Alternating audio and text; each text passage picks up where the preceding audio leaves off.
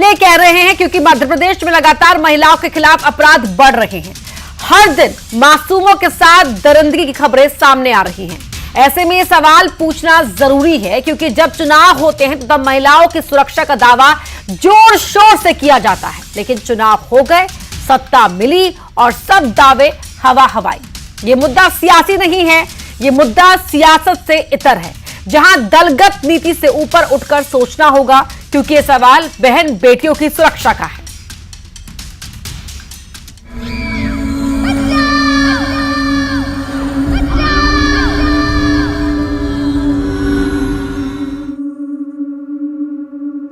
महिलाओं के खिलाफ बेलगाम अपराध, व्यक्ति को फांसी दी जाए, फांसी के अलावा दूसरी कोई उसको सजा ना दी जाए। इनका तो कोई जीने का अधिकार ही नहीं है दुनिया में। बदमाशों को नहीं डर, कानून है किधर। जिस मोहल्ले में, जिस नगर में, जिस गांव में, जिस शहर में, जिस क्षेत्र में छोटी बेटियों के साथ गलत कृत्य हो रहा है, उनको लाकर चौराहे पर जला दिया है। ऐसे छोटी बेटियों के दुष्कर्मियों को मेरी प्रार्थना है कि सार्वजनिक चौराहों पर फांसी पे लटकाया जाए, उनका अंतिम संस्कार भी नहीं किया जाए, चील कौवे उन्हें नोच नोच कर खाएं। हैवानियत, दरिंदगी, मुश्किल में जिंदगी।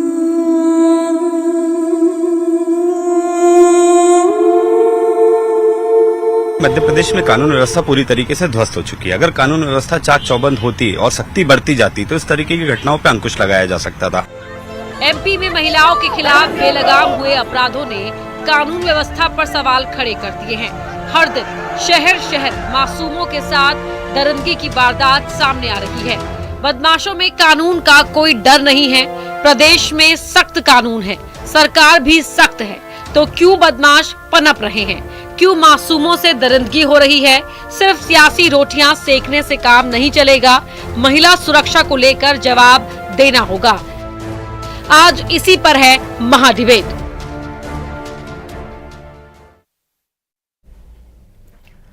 कब तक महिला सुरक्षा के नाम पर सियासत होगी? कब तक जिम्मेदारियों से किनारा किया जाएगा? कब तक ये कहा जाएगा ये पहले की सरकारों की देन है, जो वर्तमान में है क्या उसकी कोई जिम्मेदारी नहीं है? कानून है तो फिर क्या अपराधों पर लगाम नहीं लग पा रही? क्यों नहीं लग पा रही? इसी पर आज करेंगे महाडिबेट। महाडिबेट आज के इन सवालों के इर्द गिर्द रहेगी। उन सवालों को देख लेते हैं। पहला सवाल रहेगा, सुरक्षा की गारंटी अधूरी, कब तक दावे किए जाते रहेंगे? अगला सवाल रहेगा कि हर दिन हैवानियत, दरिंदगी के मामले सामने आ रहे हैं, आए दिन खबरें आ रही हैं। 3 साल की मासूम, 5 साल की मासूम, 9 साल की लड़की, 12 साल की, 16 साल की, यहां तक कि 50 साल की महिला, वो भी हैवानियत का शिकार हो रही है। पुलिस प्रशासन है कहां? स्कूल, कॉलेज, घर, सड़क, कहां है सुरक्षा? कहां हम सुरक्षित महसूस कर पाएंगे या अपनी बेटियों को सुरक्षित वातावरण दे पाएंगे? आखिर कैसे मुमकिन हो पाएगा? आज इसी पर है महाडिबेट। ये सवाल रहेंगे जिन पर फोकस करेगी आज की डिबेट। मेरे साथ खास मेहमान जुड़ चुके हैं, उनका परिचय आपसे करवा देते हैं। अजीत धवले जी हैं, बीजेपी के प्रवक्ता हैं। अजीत सिंह भदौरिया जी हैं, कांग्रेस के प्रवक्ता हैं। मानवी तनेजा भी जुड़ गई हैं, एक्ट्रेस हैं। प्रियंका राणा जी हैं, सामाजिक कार्यकर्ता हैं। बहुत बहुत स्वागत है आप सभी का ही। और पहला सवाल मैं महिलाओं के साथ ही चर्चा की शुरुआत करना चाहूंगी। प्रियंका राणा जी, क्योंकि आप समाज की बेहतरी के लिए काम कर रही हैं, जो आए दिन इस तरह की वारदातें होती हैं, जहां 3 साल की, 5 साल की, नो एज बार जो ये वारदातें हो रही हैं, क्या लगता है क्यों चूक रहे हैं हम? देखिए, वादे बड़े बड़े हैं लेकिन जमीनी स्तर पर आप देखिएगा तो 2 साल से लेकर 80 साल की जो बुजुर्ग महिला है वो भी सुरक्षित नहीं है आज देश के अंदर। 13 राज्य मेरा राज्य में आज हमने महिलाओं को भी बांट दिया है। जब इलेक्शन होता है, लाडली बहन योजना, महिला सम्मान में बीजेपी सरकार मैदान में, लेकिन जब हकीकत में इनको सत्ता मिल जाती है तो सत्ता के नशे में इस तरह से चूर हो जाते हैं कि अपराधी जो हैं वो चुस्त हो जाते हैं और जो महिलाओं की सुरक्षा है उनको नकार दिया जाता है, भूल जाते हैं।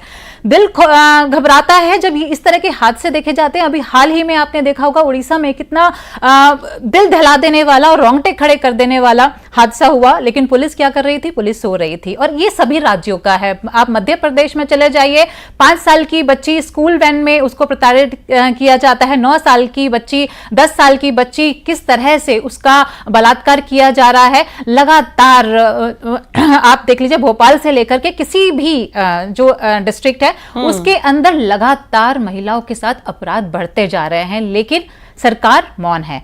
क्यों मौन है? खुद अपने ही महिला संगठन की जो मंत्री हैं उन तक जो उनके ऊपर टिप्पणी की जाती है, उनके ऊपर आरोप है कि जातिगत उनको बोला जाता है, अभद्र टिप्पणी की जाती है, उस पर भी सरकार चुप रहती है, उस पर भी कोई कार्रवाई नहीं होती। तो जब अपने ही जो आपका पार्टी की नेता है उसके लिए ही आप नारायणी जो हैं उनके लिए आप काम नहीं करते हैं, तो आप सोचिए आम जनता के बारे में कौन सोचेगा। और ये मैं सभी सरकारों के बारे में, बाकी आप दूसरे स्टेट में भी देख लीजिए जिनमें दूसरी सरकारें हैं, महिलाओं की हालत सिर्फ तब आप ध्यान आती है जब इलेक्शन आते हैं, तब आप नई नई योजना लेकर के आते हैं। आप लाडली योजना किसको देंगे जब महिलाएं बचेंगी नहीं, सुरक्षित ही नहीं रहेंगी? किसको पढ़ाएंगे? बेटी बचाओ बेटी पढ़ाओ पढ़ तो रही हैं, लेकिन जब स्कूल से जाते हुए सुरक्षित नहीं है तो आप किसको फिर वो योजनाएं देंगे और किसको पढ़ा करके आप आगे बढ़ाएंगे? विश्व गुरु होने की बात करते हैं, लेकिन विश्व गुरु भी तो तभी बनेगा ना जब कंधे से मिलाकर कंधा महिलाएं आगे बढ़ेंगी और नाम रोशन करेंगी। हर फील्ड के अंदर आज महिलाएं परचम लहरा रही हैं,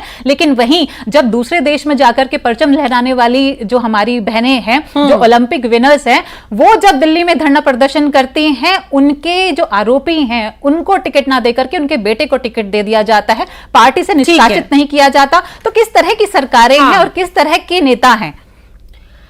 अजय धवले जी, मामला ये सियासी नहीं है, मामला ये समाज से जुड़ा हुआ है, मामला हर घर की बेटी से जुड़ा हुआ है, उसकी सुरक्षा से जुड़ा हुआ है। प्रदेश के अंदर, मध्य प्रदेश के अंदर सख्त कानून भी है, लेकिन कानून का खौफ दिखाई नहीं दे रहा। देखिए अपर्णा जी, आपने अपने ओपनिंग स्टेटमेंट में ही कहा कि ये पॉलिटिक्स से परे विषय है, तो निश्चित रूप से एक सभ्य समाज की आवश्यकता भी यही है कि इन विषयों पर डिबेट की आवश्यकता है, डायलॉग की आवश्यकता है, डिस्कोर्स की आवश्यकता है। आज मैं आपके चैनल को धन्यवाद देता हूं कि जब आज ये 2-3-4 प्रकरण, आज दिन में 2 प्रकरणों का जब सामने आया, उसके पश्चात आप इस पर डिबेट कर रहे हैं। निश्चित रूप से सरकारों का जो काम है लॉ एंड ऑर्डर को मेंटेन करना, जो कानून में प्रोविजन है उनका स्ट्रिक्टली इंप्लीमेंटेशन करना, लेकिन आप हम सभी एक सभ्य समाज में रहते हैं। ऐसी घटनाओं से आप भी आहत होती है, हम भी आहत होते हैं। हम जब घर से बाहर निकलते हैं तो हमें इस बात की चिंता होती है कि हमारी घर की बहन बेटियों की सुरक्षा का क्या। लेकिन देखिए मध्य प्रदेश की अगर पर्टिकुलरली बात करें तो मध्य प्रदेश एक ऐसा स्टेट है जिसने हमेशा से जो छोटी बच्चियों के प्रति ऐसे जघन्य अपराध करने वाली व्यक्ति हैं उनको rarest of the rarest crime की श्रेणी में रखा है। इन हीनियस क्राइम के लिए आपने देखा है कि डेथ पेनल्टी इंश्योर करने वाला मध्य प्रदेश पहला स्टेट था। और हमारा यह भी मानना है कि इनका जो मॉनिटरिंग है वो फास्ट ट्रैक कोर्ट करे, इनके लिए एसआईटी कॉन्स्टिट्यूट हो, जल्दी से जल्दी चार्जशीट हो जाए। और जो नहीं, लेकिन 2017 में वो कानून आप लेकर आ गए थे, 2024 में आज हम बैठे हुए हैं, उसके बावजूद 3 साल की बच्ची, 5 साल की बच्ची के साथ रेप होता है और हम उस पर बात कर रहे हैं। धवले जी देखिए अपर्णा जी, कानून के दो अंग होते हैं, एक होता है रिफॉर्मेटिव अप्रोच होता है, दूसरा होता है डिटरेंट अप्रोच। आपने पॉक्सो में इस प्रकार का स्ट्रिंजेंट प्रोविजन किया, इसका आपका उद्देश्य था कि डिटरेंट इफेक्ट हो, समाज में भय व्याप्त हो कि एक ऐसा कोई स्ट्रिंजेंट कानून है। हाँ, तो इसीलिए उषा ठाकुर जी बोल रही है कि देखिए कानून बन चुका है, लेकिन दंडात्मक प्रक्रिया में हमें सुधार लाना होगा। अपर्णा जी, आप यही मैं आगे की ओर लेके जा रहा हूं कि यही हम लोगों की मंशा थी कि जो हमारे कॉलोनियल एरा से चलने वाली हमारी जो क्रिमिनल जस्टिस सिस्टम थी, आप देखेंगे कि उसको ओवरऑल कर दिया गया। हमारे यहाँ ट्रायल का चलने का कोई डिटर्मिनेशन नहीं था कि ट्रायल कितने दिन चलेंगे। लेकिन जब भारतीय न्याय संहिता आई है, ये नई क्रिमिनल जस्टिस सिस्टम आई है, तब से ये इंश्योर किया गया है कि ऐसे rarest of the rare crime, heinous crime के लिए एक डिफाइनेड टाइमलाइन जी लगातार हो रहे हैं। कब तक हम बहस, चर्चा, संवाद सब कुछ करते रहेंगे? मैं तो यही सवाल है मेरा। मैं ये सवाल आप बीजेपी के प्रवक्ता है इसलिए नहीं पूछ रही हूं, क्योंकि सरकार प्रदेश में आपकी है तो इसलिए बड़ी जिम्मेदारी आपकी हो जाती है, इसलिए बात करनी पड़ रही है। अगर कहीं किसी और भी प्रदेश में होगा, कर्नाटक में होगा, हिमाचल में होगा, तो भी मेरा सवाल यही रहेगा, बस उस समय जिसकी सरकार होगी उससे रहेगा। अजीत सिंह भदौरिया जी, क्या लगता है आपको कि क्यों ऐसा हो रहा है? हम क्यों चूक रहे हैं समाज के नागरिक के तौर पर भी, और कि हम अपनी बेटियों को सुरक्षित नहीं रख पा रहे हैं? घर से एक दादी से एक आरोपी ले जाता है बेटी को कि दुकान में ले जा रहा हूं कुछ खिलाने के लिए, और वो रेप कर देता है उस बच्ची का। इतनी हिम्मत हो गई कि वो घर से अभिभावक के हाथ से अपनी उसकी बेटी को लेकर जा रहा है। देखिए आदरणीय अपर्णा जी, ये बेहद गंभीर मसले जो आ रहे हैं निकल के, बहन बेटियों के साथ। ये मध्य प्रदेश में आज से नहीं आ रहे। ये देखेंगे कि एनसीआरबी के आंकड़े पिछले कुछ सालों से लगातार ये बता रहे हैं कि बलात्कार के मामले में पूरे देश में मध्य प्रदेश टॉप राज्यों में से एक है।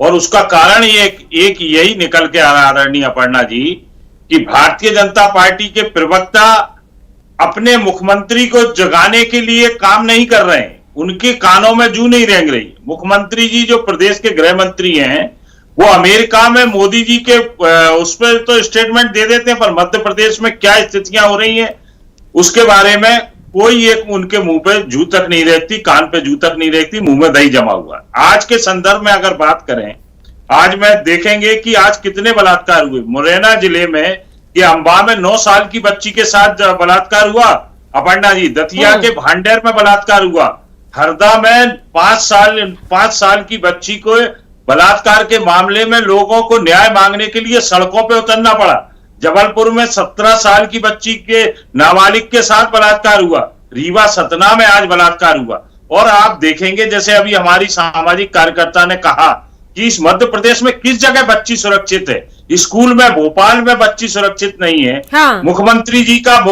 का गृह जिला है उज्जैन, वहां पर महिला के साथ सरेआम बाजार में रेप होता है, वीडियो बनके वायरल होता है, वहां सुरक्षित नहीं है। मुख्यमंत्री के प्रभार वाला जिला इंदौर है, वहां आर्मी ऑफिसर की मंगेतर सुरक्षित नहीं है, वहां पे सामूहिक बलात्कार होता है। आए दिन घटनाक्रम घटित हो जाते हैं, परंतु बेशर्मी देखिए भारतीय जनता पार्टी और उसकी सरकार से जुड़े हुए लोगों के साथ आदरणीय अपर्णा जी, कि उनके कान पे जू तक नहीं रेंगती। ये बहुत दुख का विषय है। मैं एक समय और एक मिनट और चाहूंगा, थोड़ा जल्दी जी। एनसीआरबी के आंकड़े जो पिछले कुछ समय से लगातार कह रहे, 2022 का डेटा दूंगा मैं आपका, कि एकदम से नहीं कि बलात्कार की घटनाएं एकदम से आ गई। आप देखेंगे 2022 में 3039 बलात्कार हो रहे, आप 8 से 9 बलात्कार जाहिर तौर पर, तभी तो हम बात कर रहे हैं ना इन वारदातों पर, क्योंकि आंकड़े बता रहे हैं कि मामले बढ़ रहे हैं। आ रही हूँ, ठीक है, आदरणीय अपर्णा जी, आपको और आपके नेटवर्क को कांग्रेस पार्टी और मध्य प्रदेश के पूरे जनमानस की तरफ से बधाई है। और बेशर्मी इनको जगाने के लिए है कि भारतीय जनता पार्टी के लोगों इनको जगाने के लिए ये नेटवर्क आ रहे हैं। आप भी अपने मुख्यमंत्री जी आऊंगी आपके पास, लेकिन पहले मानवी जी को भी शामिल कर लेते हैं, वो बहुत वेट कर रही हैं। ठीक है मानवी जी, पिछली बार भी हम कनेक्ट हुए थे मानवी जी, और इसी मुद्दे पर विमेन सेफ्टी की, महिला तो महिला, अब तो मासूम बच्चियां, 3 साल की बच्ची क्या जानती होगी, 5 साल की बच्ची क्या जानती होगी, वो भी सुरक्षित नहीं है। देखिए, बहुत दुख के साथ मुझे कहना पड़ रहा है कि आपके जो पैनल पे भारतीय जनता पार्टी के जो प्रवक्ता बैठे हैं, जो रेप को जस्टिफाई कर रहे थे अपने स्टेटमेंट में, और कहीं ना कहीं मुझे इस बात का भी दुख है कि भारतीय जनता पार्टी को हमेशा बेटियों का जो दर्द है वो राज्य देख करके ही होता है। ये रेपिस्ट को छोड़ देते हैं अगर कोई अपराध इनके क्षेत्र में हो, और उसी वक्त इनको जो दर्द होता है वो दूसरे राज्य होता है। जैसे वेस्ट बंगाल है, जब मणिपुर जल रहा था तब वेस्ट बंगाल में जिनके नेता थे उनको वेस्ट बंगाल की जो महिलाओं का दर्द दिख रहा था, कहीं ना कहीं निरुपमा रॉय बन गई थी। दूसरी बात मैं बोलना चाहती हूँ कि once a thief is always a thief, उसी तरीके से once a rapist is always a rapist. अगर कोई अपराध करता है उसे आप अरेस्ट कर लेते हैं, उस पर कोई फास्ट ट्रैक कोर्ट के तहत उसको आप सजा भी दे देते हैं, लेकिन क्या गारंटी है कि 10 साल के बाद वो निकल करके आता है वो दोबारा ऐसा अपराध नहीं करेगा। दूसरी बात, जैसे कि मध्य प्रदेश की अगर हम बात करें तो मध्य प्रदेश में पहले नाइट कल्चर लागू करा गया था, और कहीं ना कहीं सिस्टम का फेलियर था, बहुत सारे अपराध हो रहे थे और ये कंट्रोल नहीं कर पा रहे थे, सिस्टम फेल हो चुका था, तो उनको नाइट कल्चर को। तीसरी बात तो बोलना चाहती हूँ कि ये हमेशा बोलते हैं बेटी बचाओ बेटी पढ़ाओ, मुझे लगता है इसको हटा करके इनको बोलना चाहिए बेटों को पढ़ाओ, बेटों को संस्कारी बनाओ, क्योंकि कहीं ना कहीं ये जो घटिया मानसिकता है लड़कों की, जो गंदी कंपनी है, उनको मेरे हिसाब से या तो परवरिश ठीक नहीं मिली या उनको एजुकेशन ठीक नहीं मिली, उनकी संगत ठीक नहीं है, तो कहीं ना कहीं ये सब कुछ का जो मुझे लगता है कि ये जो घटिया मानसिकता है उसकी वजह से ये रेप को बढ़ावा देती है। दुख की बात यह है कि हम हिंदुस्तान में जो एक महिला है, जो एक बेटी है, वो बचपन से लेके या तो जब उसकी युवा एज होती है वो कहीं ना कहीं पीड़ित होती है, चाहे वो मानसिक तौर पे हो, चाहे वो शारीरिक तौर पे। इसीलिए तो बात ये उठती है ना कि हमें क्या सजा, कहीं मुझे लगता है राजा खुलकर सड़क पर देने का ये वक्त आ गया है क्या? देखिए कहीं ना कहीं मुझे लगता है चैरिटी बिगिंस एट होम, कहीं ना कहीं राजा भी रिस्पॉन्सिबल है, क्योंकि जैसी राजा होगा वैसे ही उसकी प्रजा होगी। कभी आप उठ करके क्योंकि महिला का आपको सम्मान करना बहुत जरूरी है। कभी आप कह देते हैं करोड़ों की गर्लफ्रेंड, कभी आप कह देते हैं दीदी, कभी किसी माँ को जर्सी को कह देते हैं। तो कहीं ना कहीं शुरुआत आपको करनी पड़ेगी कि महिलाओं का सम्मान करना है, महिलाओं की इज्जत करनी है। धवले जी यहाँ पर कुछ ऐड करना चाह रहे थे, धवले जी। जी अपर्णा जी, पहले तो मानवी जी ने कहा कि मेरे किस स्टेटमेंट में मैंने मिसकोट, जो मुझे मिसकोट कर रही कि मैंने रेप को जस्टिफाइड किया। मैंने कहा हीनियस क्राइम में रेयरेस्ट ऑफ द रेप तो रेप है ना, नहीं सिंगल पनिशमेंट होने की आवश्यकता। दूसरा, भारतीय जनता पार्टी को आपने रेप से कैसे कनेक्ट किया? भारतीय जनता पार्टी की सरकार है। देखिए मैंने कहा कि यह पॉलिटिक्स से अपार्ट डिबेट है, पॉलिटिक्स से अपार्ट डिबेट में सरकार की भी, अगर आप सिलेक्टिव अप्रोच लेंगे तो मैं आपको कम करा दूं, भोली देवी, तंदूर कांड, सरला मिश्रा, बॉबी मर्डर, ये कहाँ जाएंगे? अगर आप मणिपुर जल रहा है या वेस्ट बंगाल पे, ये सिलेक्टिव अप्रोच नहीं चलेगा। मानवी जी, हम सिर्फ सभ्य समाज से बिलोंग करते हैं, सभ्य समाज में रेप की कोई जगह नहीं है। हीनियस क्राइम है, लेकिन सिलेक्टिव अप्रोच मत कीजिए। डालते हैं या आप बोलिए अपराध ये जो करते हैं, ये सिलेक्टिव अप्रोच नहीं होना चाहिए। नहीं है, इसका जवाब आपके पास नहीं है। सिलेक्टिव अप्रोच नहीं होना चाहिए मानवी जी। सिलेक्टिव वही आपका है, सिलेक्टिव अप्रोच नहीं होना चाहिए। सिलेक्टिव अप्रोच आपका है, सिलेक्टिव अप्रोच नहीं होना चाहिए। ये पॉलिटिक्स से apart from the politics debate है। देखिए आप भारतीय जनता पार्टी पर कहती थी तब आपको केरला की बेटियों का दर्द दिख रहा था, जंतर मंतर पे जब आपको केरला की बेटियों। मानवी जी, आपने सवाल उठाए हैं, उनको जवाब देने देते हैं। अपर्णा जी, मेरा यह प्रश्न है और मैं इनसे कह रहा हूं कि इन्होंने कहा कि भारतीय जनता पार्टी की सरकारों को आप रेप से लिंक कर देते हैं। हमने मध्य प्रदेश का उदाहरण दिया कि मध्य प्रदेश देश में पहला ऐसा स्टेट था जिसने इंश्योर किया था कि 12 साल की बच्चियों के नीचे जितने भी जघन्य अपराध होंगे तो हम फांसी की सजा इंश्योर करेंगे। हमने एसआईटी नहीं होगा तो फिर किस तरह से बलात्कार रुकेंगे? सिर्फ कानून का इम्प्लीमेंटेशन आप देखेंगे मध्य प्रदेश पहला ऐसा राज्य है। दिला देती हूँ 23 सितंबर 2023 उज्जैन के अंदर एक 15 साल की लड़की, जब उसको मेरा पॉइंट अगर ये आने नहीं देगी, मुझे लगता है ऐसा बायस डिबेट नहीं होगा, क्योंकि ये समाज की लेकर के समाज में कोई भी रेप को जस्टिफाई नहीं करता। उसको क्या हुआ, कहाँ पुलिस थी? सिलेक्टिव अप्रोच होगा। हमने जीरो टॉलरेंस की नीति के तहत जब मध्य प्रदेश में घटनाएं घटी है, माननीय मुख्यमंत्री डॉक्टर मोहन यादव जी की सरकार हो, हमारी पूर्ववर्ती सरकारें हो, हमने कानून का लेटर एंड स्पिरिट में इंप्लीमेंटेशन किया है। ये समाज के स्तर पे भी हम चाहते हैं कि समाज के स्तर पे भी हम पॉलिटिक्स अपार्ट इन विषयों पर डिबेट करें। मैंने कहा कि आप सिलेक्टिव क्यों हो जाते हो? बंगाल पे भी सेम बात होनी चाहिए। बदलाव में बंगाल में एनकाउंटर हो रहा है, तब आप लोग आते हैं कि नहीं एनकाउंटर क्यों कर दिया? लगातार बच्चियों के साथ बलात्कार हो रहा है, महिलाओं के साथ अपराध हो रहे हैं, लेकिन आज आप अपनी सरकारों के खिलाफ कुछ बोलेंगे? आपकी जो महिला संगठन है वो बोलेगी, आवाज उठाएगी। बंगाल में तो आप इस्तीफा मांगते हैं, वहां तो आप धरने प्रदर्शन करते हैं, मध्य प्रदेश में क्या होगा? समाज का विषय है, सबको साथ में खड़े होने की आवश्यकता है। हम लॉ को लेटर एंड स्पिरिट में इंप्लीमेंट कराने के लिए तैयार हैं, लेकिन अगर आप मंशा पे सवाल खड़े कर देंगे, आप इंटेंशन पे सवाल खड़े कर देंगे, क्यों नहीं सवाल खड़े होंगे? जब आप बलात्कारियों के लिए वोट मांगेंगे, ओलंपिक विनर को आप कल से साबित करके उनके ऊपर आप विक्टिम शेयरिंग करेंगे, तो किस तरह से आप लोगों पर विश्वास किया जाए? सरकार भारतीय जनता पार्टी के इसलिए रेप हो रहे हैं, ये उस श्रेणी में खड़ा कर रहा है कि आप किसी के खिलाफ नहीं देखिए, प्रदेश में लंबे समय से बीजेपी की सरकार रही है ना, आपकी सरकार रही है, आपने कानून बनाया, आपकी सरकार में ही कानून बना, इस बात को हर कोई मान रहा है, लेकिन कानून का डर दिखाई क्यों नहीं दे रहा अपराधियों के मन में? घर से ले जाते हैं 3 साल की बच्ची को, 5 साल की बच्ची को, 9 साल की बच्ची को रास्ते में अकेला पाते हैं, गलत काम कर देते हैं। डर होना चाहिए ना, वो डर कैसे बनेगा? बतौर जी यहाँ पर कुछ कहना चाह रहे जी, बतौर जी। देखिए आदरणीय अपर्णा जी, डर क्यों नहीं है मैं बता देता हूं कि जब जब पोस्टिंगें जो जिम्मेदार लॉ एंड ऑर्डर के लिए जिम्मेदार अधिकारी हैं उनकी पोस्टिंगें अंडर द टेबल होंगी, नेताओं की सिफारिश पे होंगी, तो डर कहां से होगा? आज मैंने देखा है कि पुलिस के अधिकारी या आप रेवेन्यू के जिम्मेदार जिला कलेक्टर से लेके आप एसडीएम तक देख लीजिए, वो अपने वर्दी के प्रति, कर्तव्य के प्रति, संविधान के प्रति, जनता के प्रति जिम्मेदार नहीं है।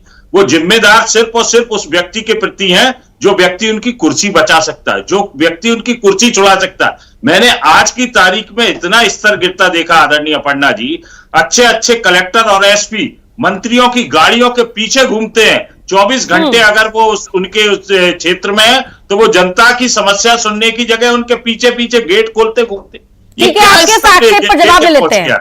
जनता कहां जाएगी? हाँ। एक और चीज कि गृह मंत्री के रूप में मुख्यमंत्री जी काम कर रहे हैं, उनसे गृह मंत्रालय अजय जी नहीं संभल रहा, तो मेरी आपसे आग्रह है कि आप भी न्यूज 18 के माध्यम से जनता पे थोड़ा एहसान करिए, मांग करिए कि मोहन यादव जी गृह मंत्रालय छोड़ दीजिए। ठीक है, किसी जिम्मेदार व्यक्ति को जवाब ले लेते हैं। एक मिनट धवले जी। अपर्णा जी, ये वही कांग्रेस है, इनके नेता कपिल सिब्बल जी एज अ लॉयर जब आर्ग्यू कर रहे हैं ऑनरेबल सुप्रीम कोर्ट में, तब हंस रहे उस बंगाल की बेटी के बलात्कार के ऊपर। तब अब अगर सिलेक्टिव अप्रोच की बात आ जाए, हमने कहा कि बंगाल की बात सिलेक्टिव अप्रोच की बात आप कर रहे हैं, लेकिन जवाब अपने बात पर दीजिए ना। वो इतना बड़ा आरोप लगा रहे हैं कि अंडर द टेबल आपकी सेटिंग हो रही है अधिकारियों की नियुक्ति में। हम लॉ को लेटर इंप्लीमेंट करा रहे हैं। अगर आपके कपिल सिब्बल जी, आपके नेता कपिल सिब्बल जी जस्टिफाई वहां पे, आपके नेता कपिल सिब्बल जी वहां खड़े होके एज ए लॉयर वो हंस रहे हैं मैटर पे। धवले जी, वो आपकी सरकार पर आरोप लगा रहे हैं, उस आरोप के बचाव में क्या कहना है आपको? उन्हें गलत साबित कीजिए ना। कितना दिन हुआ? मैंने सरकार की मंशा और उसको आपने सरकार की मंशा स्पष्ट कर दी है। हम लोग हीनियस क्राइम के लिए डेथ पेनल्टी की बात कर रहे हैं, हमने डेथ पेनल्टी इंश्योर भी करा दी है। हमने लॉ लाने वाले पहले राज्य हैं देश में। लेकिन कांग्रेस इस विषय को अगर राजनीतिक करना चाह रही तो सिलेक्टिव अप्रोच क्यों आ रहा है? बंगाल की भी बात होनी चाहिए, अन्य डेथ पेनल्टी तो आप ले ही आए थे, मैं तो वो पहली ही शुरुआत में पहली बात कह दी मैंने, लेकिन डर नजर क्यों नहीं आ रहा है उस पेनल्टी का? अपर्णा जी, डर के लिए बलात्कार में नंबर 1 है। उषा ठाकुर भी कह रही है कानून तो बन गया, लेकिन दंडात्मक प्रक्रिया में सुधार होना चाहिए। वो तो कह रही है कि चौखट पर लाइए, उन्हें फांसी दीजिए सबके सामने। फांसी कैसे देंगे? फांसी कैसे देंगे जब आप कर्मचारियों की, अधिकारियों की जिम्मेदारी नेताओं के प्रति है, जनता के प्रति है ही नहीं। वो लिखा पढ़ी में इतना लूज पोल छोड़ देते हैं, जमानत मिल जाती है। अजीत जी को भवरी देवी, अजीत जी को सरला मिश्रा, अजीत जी को बॉबी मर्डर, अजीत जी को तंदूर रेप, अजीत जी को प्रश्न पूछ लीजिए, भवरी देवी पे प्रश्न पूछ लीजिए, सरला मिश्रा पे प्रश्न पूछ लीजिए, तंदूर कांड पे प्रश्न पूछ लीजिए। महिलाओं को पंचमाल कहा जा रहा है, रस और चाशनी ढूंढी जा रही है। अरे धवले जी, उन्होंने तो गलत किया, तभी तो 20 साल से बाहर है ना प्रदेश, तो यही प्रदेश से। तो अपर्णा जी, यही आवश्यकता है। समाज में क्या एक आखिरी कमेंट मान लीजिए आपसे, एक आखिरी कमेंट फिर प्रियंका जी आपके पास आऊंगे। 10 सेकंड।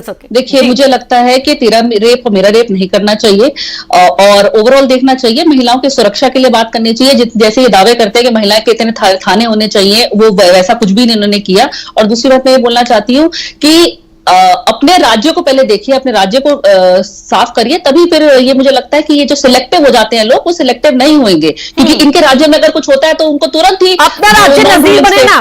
ठीक है प्रियंका जी। जी, और देखिए, अपराधी जब तक आप एफआईआर छोड़ दीजिए, आप कंप्लेन भी ले जाइए, कंप्लेन की रिसीविंग नहीं मिलती है, क्योंकि मैं तो जमीन पर काम करती हूं, तो सिर्फ ये खोखले दावे से कुछ नहीं होगा। आप अपनी जो पुलिस है, जो आपका प्रशासन है, उसको दुरुस्त करेंगे तभी कुछ हो पाएगा, नहीं तो नहीं हो पाएगा। और अभी तो कानून से परे होकर के एनकाउंटर और बुलडोजर चल चुका है, तो मैं तो ये कहती हूँ कि कानून का भय तो कहीं है ही नहीं, तभी तो आप इस तरह से एनकाउंटर और बुलडोजर पे आए हैं। तो जब तक कानून को दुरुस्त नहीं करेंगे, इंप्लीमेंट नहीं होगा, कभी भी किसी भी प्रदेश की बच्चियां सुरक्षित नहीं रहेंगी, ना महिलाएं सुरक्षित रहेंगी। बहुत धन्यवाद एमपी की मां डिबेट में समय देने के लिए आप सभी का ही। और बात यहां पर यही आती है कि जो राज्य नजीर पेश करेगा महिलाओं की सुरक्षा देने के मामले में, बाकी राज्य भी उसे खुद ब खुद फॉलो करने लग जाएंगे, क्योंकि बात हर घर की बेटियों को सुरक्षित रखने की है। महा डिबेट में इतना ही। खबरें लगातार जारी है।